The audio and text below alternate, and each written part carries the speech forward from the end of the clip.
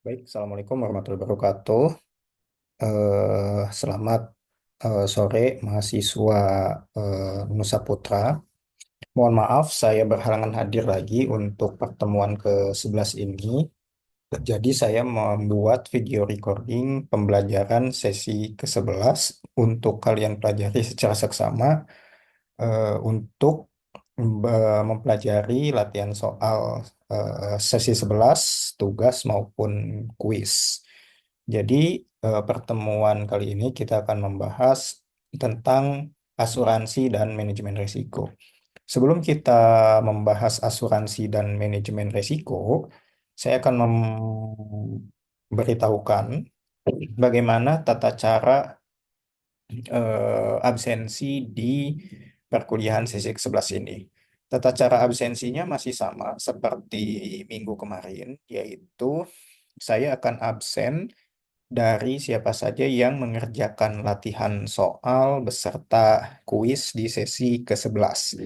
Jadi absensi ke-11 ini saya akan lihat dari siapa saja mahasiswa yang mengerjakan latihan soal sesi 11 dan kuis sesi 11. Nah, latihan soal sesi ke-11 dan kuis sesi ke-11 sendiri saya akan berikan waktu 24 jam. Jadi silahkan kalian mengerjakan dengan sebaik mungkin. Kemudian untuk tugas sesi 11 saya akan berikan waktu selama 1 minggu. Kemudian tidak ada perpanjangan waktu untuk setiap tugas. Kemudian tidak ada juga perpanjangan waktu di setiap kuis maupun latihan soal. Jadi kerjakan sesuai dengan tenggat waktu yang sudah ditetapkan ya. Ini begitu. Oke.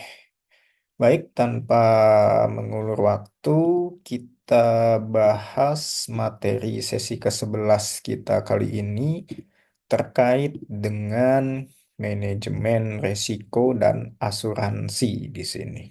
Oke, ini dia. Jadi kita akan bahas terkait manajemen risiko dan asuransi.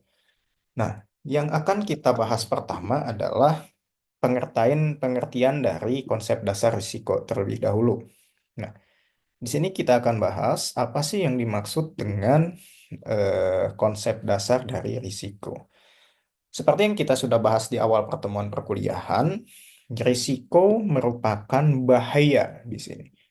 Bahaya atau konsekuensi yang mungkin terjadi karena sebuah kejadian yang sedang berlangsung maupun yang akan datang. Jadi, risiko adalah kejadian yang sedang berlangsung ataupun yang belum terjadi. Oke. Kemudian, di sini risiko dapat juga diartikan sebagai keadaan ketidakpastian saat terjadi sesuatu yang tidak diinginkan yang dapat menimbulkan suatu kerugian. Kerugiannya biasanya berupa material maupun imaterial. Contohnya kalau kerugian material, kehilangan mobil, itu kan risiko kehilangan mobil, risiko kebakaran. Kalau imaterial seperti risiko kesehatan, gitu ya, dan risiko kehilangan nyawa dan lain-lain itu imaterialnya. Nah, kemudian dari risiko yang sudah tadi kita bahas atau kemungkinan kerugian yang akan kita alami atau yang sedang kita alami, di sini muncul yang namanya asuransi. Nah, asuransi itu apa sih? Asuransi sendiri merupakan istilah yang merujuk kepada sistem atau tindakan perlindungan finansial maupun ganti rugi atas terjadinya hal-hal yang tidak terduga seperti kehilangan, kerusakan, kematian, di mana melibatkan pembayaran premi. Premi ini adalah biaya yang harus dibayarkan setiap bulannya terkait asuransi yang dibeli. Kemudian, yang dilakukan secara teratur dengan jangka waktu tertentu yang menjamin perlindungan tersebut. Maka dari itu, sangatlah penting mengenal manajemen risiko dan asuransi. Nah, jadi di sini ada keterkaitan antara manajemen risiko dengan asuransi. Risiko itu sendiri kan adalah kemungkinan atau kejadian yang sedang terjadi ataupun belum terjadi. Jadi kemungkinan kerugian. Nah, Dari kemungkinan kerugian itu muncullah yang namanya asuransi untuk mengcover kerugian tersebut. Nah, asuransi di sini bisa, kalau kalian familiarnya kan, asuransi itu BPJS ya, baik BPJS Kesehatan maupun BPJS Ketenagakerjaan. Nah, terkait kesehatan, kalian kan kalau sekarang membayar misalnya setiap bulannya premi untuk BPJS Kesehatan. Di mana kalian sakit, kalian bisa mengklaim ke BPJS dan bisa berobat secara gratis. BPJS Ketenagakerjaan juga sama gitu ya. Kalian membayarkan premi setiap bulannya dipotong dari gaji. Kemudian setelah nanti pensiun, kalian bisa mengklaim dana pensiun kalian ke BPJS karena sudah membayar asuransi di BPJS Ketenagakerjaan. Begitu. Nah, selain kedua asuransi tadi, di, di luaran sana banyak asuransi-asuransi. Seperti asuransi kesehatan. Selain BPJS Kesehatan, ada Prudensial, kemudian ada AXA, kemudian juga ada AIA, dan lain-lain. Masih banyak gitu ya. Kemudian juga ada asuransi jiwa, kemudian ada asuransi kehilangan, asuransi kebakaran. Kalau kalian beli mobil misalnya dengan cara cicilan atau kredit, kalian juga harus plus asuransi gitu ya. Asuransinya tuh berupa asuransi kehilangan maupun asuransi kerusakan mobil.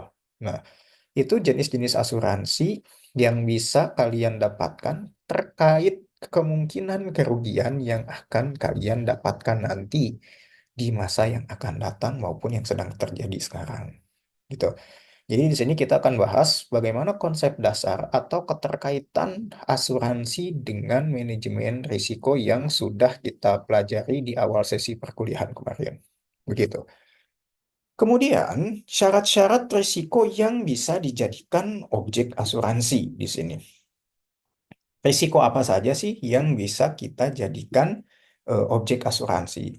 Nah, tadi kan sudah kita bahas ya, kesehatan itu bisa kita jadikan objek asuransi. Di saat kita sakit, kita bisa klaim. Kemudian, objek apa lagi? Kehilangan, misalnya. Kehilangan apa? Misalnya kehilangan nyawa, amit-amit ya. Kehilangan nyawa gitu misalnya, kalian bisa menggunakan asuransi jiwa. Nah, kehilangan nyawa atau kematian juga bisa dijadikan objek dari asuransi. Atau misalnya kerugian akibat kebakaran, kemudian kehilangan, pencurian, dan lain sebagainya. Nah, itu risiko yang bisa dijadikan sebagai objek asuransi. Kemudian syaratnya adalah, di sini yang pertama, syarat risiko yang bisa dijadikan objek asuransi adalah economically feasible losses, atau ketika kerugian yang dialami oleh seseorang memungkinkan potensi yang cukup besar, namun kemungkinannya tidak tinggi. Nah, jadi perusahaan asuransi pasti memiliki syarat economically feasible losses, atau kerugian yang dialami oleh seseorang memiliki potensi yang cukup besar, namun kemungkinannya tidak tinggi. Gitu. Misalnya, kalian membeli asuransi kesehatan, misalnya kecuali BPJS ya. Nah, biasanya kalau kecuali BPJS, asuransi kesehatan itu kalian syarat utamanya harus medical check up dulu nih. Nah, kalau medical check up kalian dinyatakan aman gitu ya, kalian sehat gitu ya, dan kemungkinan penyakit di masa datang yang akan datang juga rendah, kemungkinan di ACC pengajuan asuransi kalian ke perusahaan asuransi kesehatan tersebut totally pasti di ACC 100%. Tapi kalian setelah medical check up misalnya, ditemukan indikasi-indikasi kalian berpotensi memiliki penyakit-penyakit kronis misalnya. Atau ke depannya kalian berpotensi memiliki penyakit yang memang, atau kita lah, bukan kalian, kita memiliki potensi penyakit yang sulit disembuhkan misalnya. Nah, pasti pengajuan asuransi kalian totally akan ditolak. Karena apa? Kemungkinan terjadinya kerugian tersebut akan tinggi. Nah, biasanya perusahaan asuransi nggak akan mau gitu ya, eh, apa namanya, meng-ACC atau mengizinkan seseorang yang memiliki potensi tersebut. Nah, jadi di sini yang disebut economically feasible losses. Nah, kemudian juga kalau misalnya kalian mengasuransikan pabrik atau rumah kalian dari banjir misalnya. Sedangkan rumah kalian pinggir sungai gitu, yang rawan banjir gitu kalau musim penghujan. Terus kalian asuransikan banjir supaya kalau banjir dapat apa namanya ganti rugi gitu ya, karena kalian sudah mengasuransikan rumah kalian dari dampak banjir gitu. Nah, kalau rumah kalian di pinggir sungai juga, kalian tidak akan mendapatkan atau tidak akan di ACC ya pengajuan asuransi kalian terkait dampak banjir tersebut karena rumah kalian pinggir kali gitu atau pinggir sungai. Setiap musim penghujan pasti terdampak banjir. Nah, itu pun akan ditolak gitu. Nah, jadi itu yang dinamakan economically feasible losses. Atau misalnya kalian membeli mobil, satu lagi contohnya ya, membeli mobil untuk disewakan atau direntalkan. Kemudian kalian supaya aman, kalau nanti dicuri misalnya, kalian bisa mengklaim asuransi kehilangan. Nah, biasanya ini juga akan ditolak oleh pihak asuransi. Kalau kalian beli mobil, terus mobilnya untuk disewakan, kemudian kalian membeli asuransi kehilangan, misalnya, ini juga akan ditolak karena potensi kehilangannya sangat tinggi. Nah, kemudian syarat risiko yang bisa dijadikan objek asuransi oleh perusahaan asuransi adalah syaratnya yang pertama economically feasible losses atau kemungkinan kerugian yang memiliki potensi yang tidak tinggi walaupun potensi apa namanya potensi kerugiannya cukup besar gitu. Kan kehilangan mobil kan potensi kerugiannya besar kan bisa ratusan juta gitu. Tapi kan kemungkinan dicurinya juga kecil gitu. Kalau tidak di rentalkan gitu. Tapi kalau kalian misalnya apa namanya membeli mobil untuk direntalkan kan potensi kehilangannya akan semakin tinggi gitu. Nah, itu juga akan di reject atau ditolak oleh perusahaan asuransi begitu. Sama halnya seperti tadi, kalau kalian setelah medical check up atau kita semua setelah medical check up memiliki potensi penyakit kronis, itu pun akan ditolak karena kerugiannya besar, kemudian juga potensi terjadinya juga lebih tinggi. Gitu. Nah, kemudian ada accidentally losses atau ketika tertanggung tidak boleh mempunyai pengaruh atau kontrol terhadap kejadian yang akan diasuransikan, baik itu berupa bahaya morale atau moral atau morale. Maksudnya seperti ini. Misal kalian eh apa namanya mengasuransikan mobil kalian untuk all risk gitu ya. Kalau terjadi kerusakan, kalian apa namanya bisa mengklaim garansi gitu ya, atau bisa diperbaiki secara gratis karena kalian sudah membeli asuransi tersebut. Tapi kalian sengaja menabrakkan mobil kalian supaya dapat asuransi misalnya. Nah, itu kan apa namanya kalian dengan sengaja tuh mempunyai kontrol terhadap mobil tersebut kan. Kalau dengan sengaja, ya kalian tidak dapat asuransinya. Tapi kalau tidak dengan sengaja atau ditabrak orang, terus terjadi kerusakan, nah itu kan di luar kontrol kalian kan, atau di luar pengaruh kalian. Nah, itu bisa diklaim asuransinya. Nah, makanya di sini disebut accidentally losses ketika tertanggung atau kalian ya, tertanggung itu adalah pihak yang membeli asuransi tidak boleh mempunyai pengaruh gitu ya. Jadi Saat jangan ini kalian pukul misalnya 20. jangan sengaja kalian misalnya nyuruh teman kalian nabrak mobil kalian gitu. Hmm. Atas pengaruh kalian gitu. Terus supaya dapat klaim asuransinya itu juga nggak bisa. Makanya kan setiap insiden tabrakan mobil atau kerusakan mobil harus ada kronologisnya gitu yang jelas supaya bisa diklaim. Nah, gitu. Yang ketiga adalah determinability of losses atau ketika probabilitas kerugian bias diperhitungkan tingkat premi asuransi yang didasarkan pada prediksi akan masa depan. Bias di sini adalah jadi kita nggak tahu. Ya. Masalah, misalnya gini, kesehatan misalnya, kita kan nggak tahu kapan kita sakit. Nah, itu kan bias kan, ketidaktahuan kita gitu. Nah, ini yang bisa dijadikan asuransi. Nah, bagaimana kalau misalnya kejadian itu nggak bias gitu, seperti tadi gitu ya, rumah kalian atau rumah kita semua pinggir sungai gitu. Nah, itu kan probabilitas setiap musim penghujan kena banjir kan semakin tinggi gitu. Setiap musim banjir pasti setiap musim hujan pasti kena banjir rumah itu. Nah, itu kan nggak bias lagi, bisa diperhitungkan. Nah, kalau ini kan bias probabilitas kerugian bias diperhitungkan atau tidak bisa diperhitungkan. Kapannya kita nggak tahu gitu. Nah, baru ini bisa menjadi objek asuransi. Tapi kalau kapan kita tahu, kita ini nggak bisa dijadikan objek asuransi, gitu ya. Seperti kesehatan gitu, atau kematian gitu, kan ada asuransi kematian ya. Nah, kita kan nggak tahu kapan akan mati gitu ya istilahnya.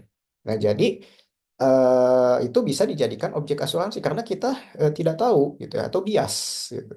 Nah, kalau kita tahu, ya itu tidak bisa dijadikan syarat objek asuransi. Oke. Kemudian yang keempat adalah mass and homogeneity.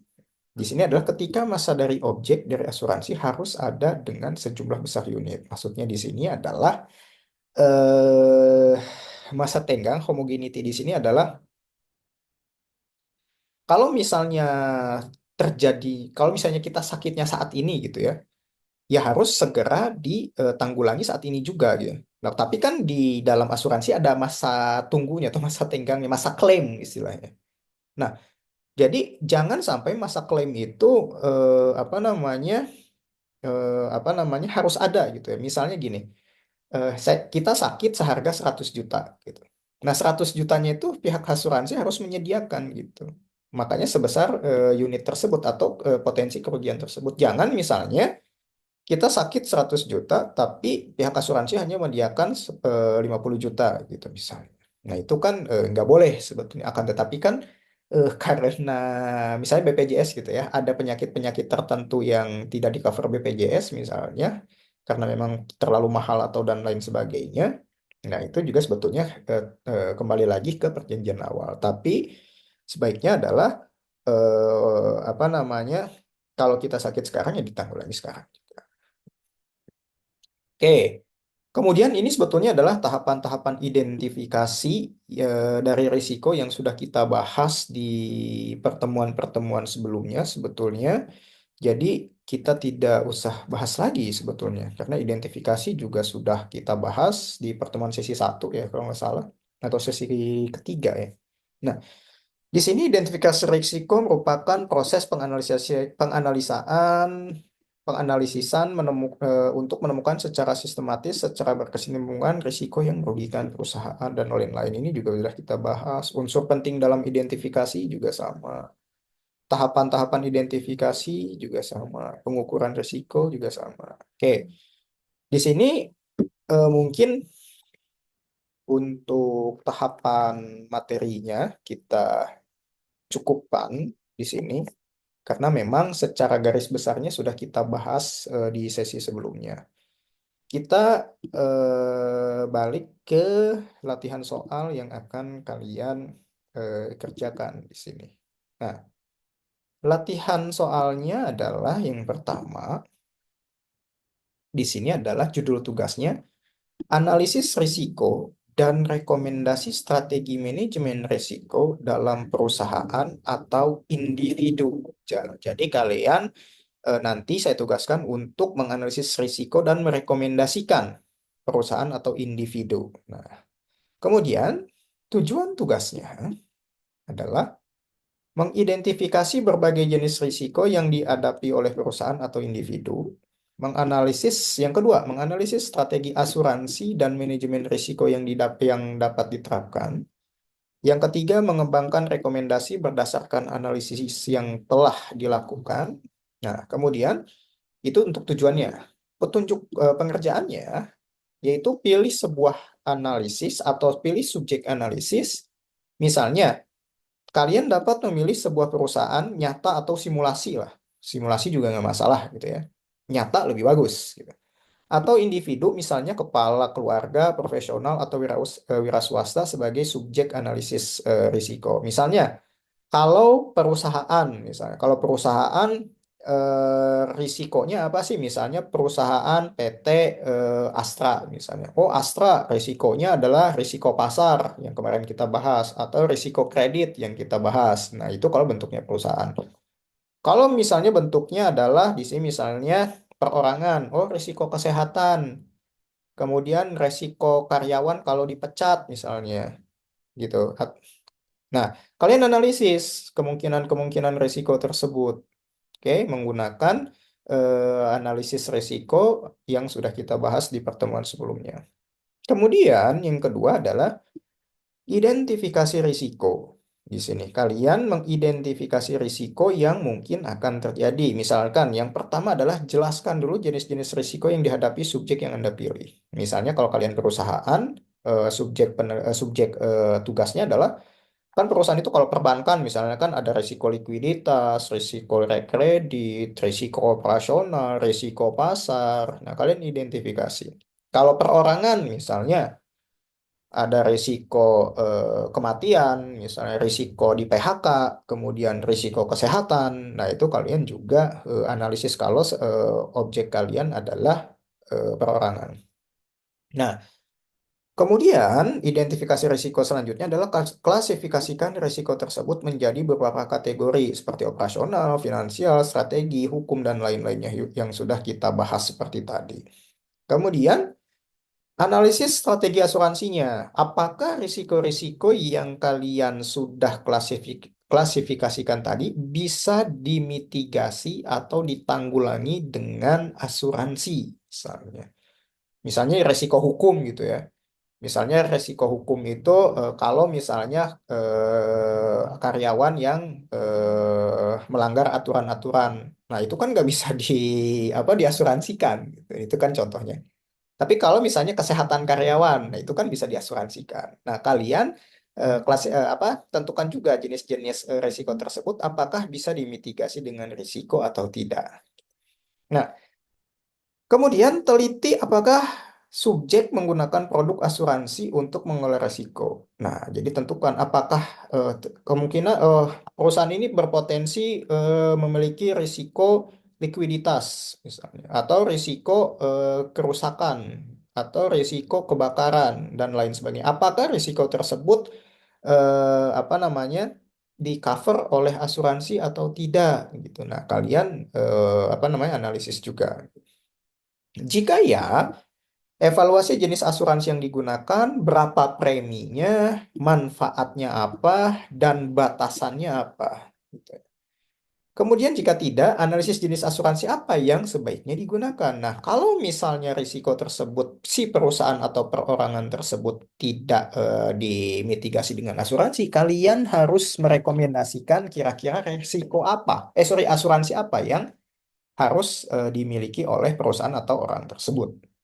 Nah, kalau sudah, kalian jelaskan apa saja bentuk risiko dan mitigasi asuransinya, mulai dari premi dan manfaat dan lain-lainnya.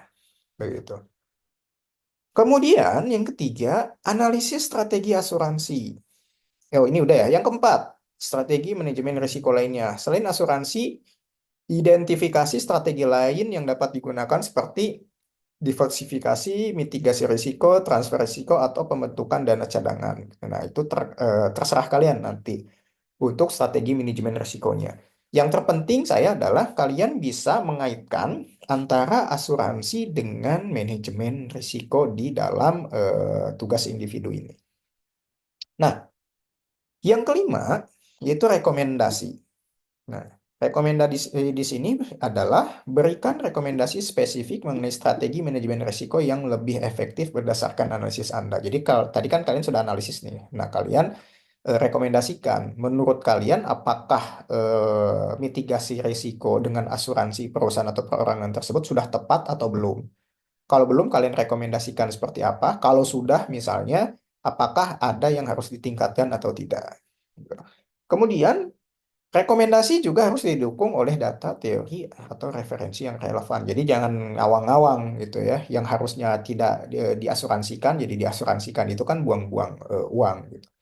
Misalnya yang nyeleneh kadang-kadang ada asuransi dari eh, apa namanya binatang buas misalnya. Sedangkan di pabrik tersebut ada di tengah kota misalnya nggak ada binatang buas misalnya. Itu kan buang-buang uang gitu ya.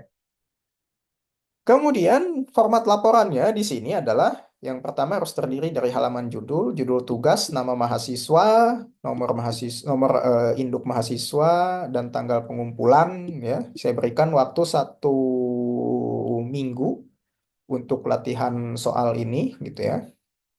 Jadi harap kalian kerjakan dengan seksama. Kemudian jangan sampai ada yang bolong ya latihannya gitu ya. Kalau tugas saya kan berikan kalian keleluasaan, tapi kalau latihan karena ini berpengaruh terhadap absensi, jadi saya harapkan untuk mengerjakan semuanya. Kemudian pendahuluan 300 sampai 500 kata. Kalau tadi saya di awal ya, kalau latihan soal kan saya berikan waktu 24 jam ya. Tapi kayaknya kalau ini 24 jam takutnya nggak maksimal ya hasilnya. Jadi saya berikan waktu 1 minggu aja untuk latihan soal sama dengan tugas sesi 11. Oke. Tapi untuk kuis saya hanya berikan waktu 24 jam. Oke. Kemudian tujuan analisisnya untuk apa? Kemudian tidak boleh, sorry, kita masuk ke pendahuluan. Pendahuluan harus terdiri dari 300 sampai 500 kata. Ya, nggak boleh lebih ya, harus ada di 300 sampai 500. Jadi jangan terlalu panjang juga gitu ya. Kemudian pendahuluan harus terdiri dari latar belakang subjek yang dipilih dan tujuan analisis. Kemudian identifikasi risiko harus terdiri dari 500 sampai 700 kata. Penjelasan risiko, kemudian diidentifikasi penjelasan risiko yang mungkin dihadapi yang sudah tadi tadi kita bahas, apakah risiko likuiditas, risiko pasar, operasional, risiko kehilangan, risiko kesehatan dan lain-lain. Terserah. Kemudian setelah itu klasifikasikan risikonya. Kemudian yang keempat, analisis strategi asuransi. Nah, ini juga 500 sampai 700 kata. Ya usah panjang-panjang. Evaluasi atau usulan produk asuransi. Nah, misalnya, kalau perusahaan tersebut atau orang tersebut belum tercover asuransi kesehatan, nah kalian bisa merekomendasikan untuk membeli asuransi tambahan gitu, atau misalnya BPJS kesehatan ataupun asuransi-asuransi swasta lainnya, misalnya untuk misalnya mengcover dampak dari kerugian tersebut. Misalnya perusahaan tersebut karena perusahaannya perusahaan operasional gitu ya, mobil-mobilnya itu belum diasuransikan kehilangan ataupun kerusakan. Nah, kalian bisa rekomendasikan, oh Garda Auto nih yang paling bagus untuk asuransi mobil misalnya. Boleh kalian apa namanya merekomendasikan hal tersebut. Kemudian yang kelima, strategi manajemen risiko lainnya 400 sampai 600 kata. Di sini kalian menjelaskan alternatif strategi yang dapat diterapkan. Kemudian keenam, rekomendasi yaitu terdiri dari 300 sampai 500 kata. Rekomendasi untuk pengelolaan risiko. Kemudian kesimpulannya 200 sampai 300 kata. Ringkasan hasil analisis dan pentingnya pengelolaan risiko. Nah, ini yang penting. Nah, cantumkan juga daftar pustakanya. Kemudian ini kriteria penilaiannya, kelengkapan dan ketepatan analisis. Yang kedua, relevansi rekomendasi. Ketiga adalah kreativitas. Keempat, format dan kepatuhan terhadap panduan. Nah, jadi yang keempat, yang paling penting, format dan kepatuhan terhadap panduan yang sudah kita bahas bareng-bareng. Jadi kalau misalnya tepat sesuai dengan panduan, nilainya juga akan bagus. Kemudian terakhir, penggunaan referensi. Begitu. Oke. Mungkin itu saja perkuliahan kita di sesi ke-11 terkait asuransi dan manajemen risiko. Sekali lagi saya mohon maaf karena tidak bisa memberikan materi online secara langsung karena memang kalau kita lakukan di malam hari juga kurang kondusif ya karena kalian juga ada yang reguler walaupun saya juga ada kelas malam gitu ya. Jadi saya putuskan untuk apa namanya kebaikan kita bersama saya melakukan recording pembelajaran untuk kalian pelajari dan untuk absensinya saya ingatkan lagi dari yang mengerjakan latihan soal dan kuis gitu. Baik, saya kira cukup. Sampai ketemu minggu depan di materi yang selanjutnya. Saya akhiri. Assalamualaikum warahmatullahi wabarakatuh.